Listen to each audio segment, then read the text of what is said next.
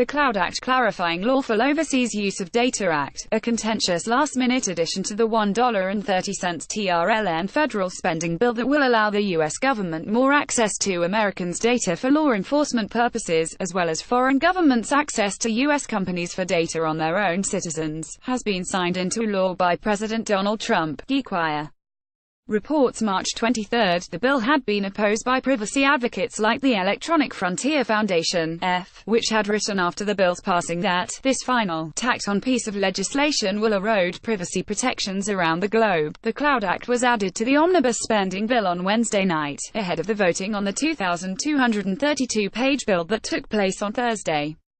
The bill passed 256 to 167 in the House, and 65 to 23 in the Senate.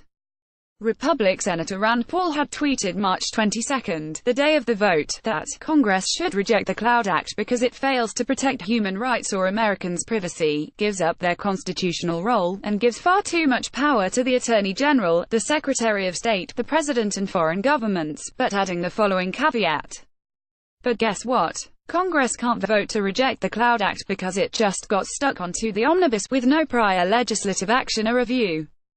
https://t.co/8b6w08 Gov'ts, Senator Rand Paul, at Rand Paul, March 22, 2018. The bill had met previous opposition from several different U.S. organizations, who saw the late addition as a lack of due process and the content of the bill itself as a backdoor to the Fourth Amendment.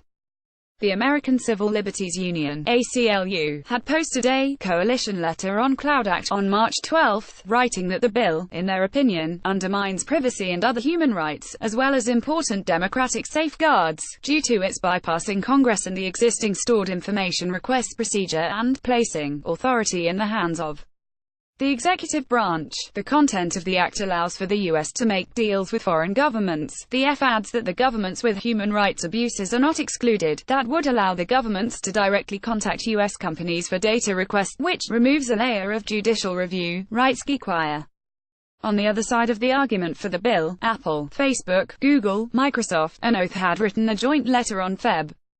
6 supporting the Cloud Act, writing about the need for customer protection that the act would give. Our companies have long advocated for international agreements and global solutions to protect our customers and Internet users around the world.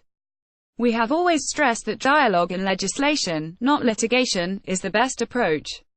If enacted, the Cloud Act would be notable progress to protect consumers' rights and would reduce conflicts of law. Microsoft again posted a letter supporting the bill on March 21, stating that the Cloud Act creates a modern legal framework for how law enforcement agencies can access data across borders. It's a strong statute and a good compromise that reflects recent bipartisan support in both chambers of Congress, as well as support from the Department of Justice, the White House, the National Association of Attorneys General and a broad cross-section of technology companies. It gives tech companies like Microsoft the ability to stand up for the privacy rights of our customers around the world. The bill also includes a strong statement about the importance of preventing governments from using the new law to require that U.S. companies create backdoors around encryption, an important additional privacy safeguard. Bitcoin (BTC) advocate Andreas M.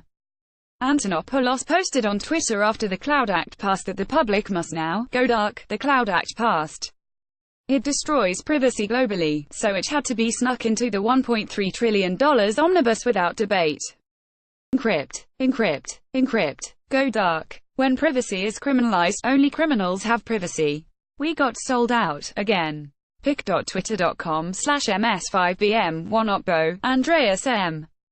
Antonopoulos, at Antonop, March 23, 2018. Privacy of personal data has been a key point of the founding ideas of cryptocurrencies like Bitcoin. However, earlier this week NSA whistleblower Edward Snowden said that he believed that Bitcoin's public ledger was devastatingly public.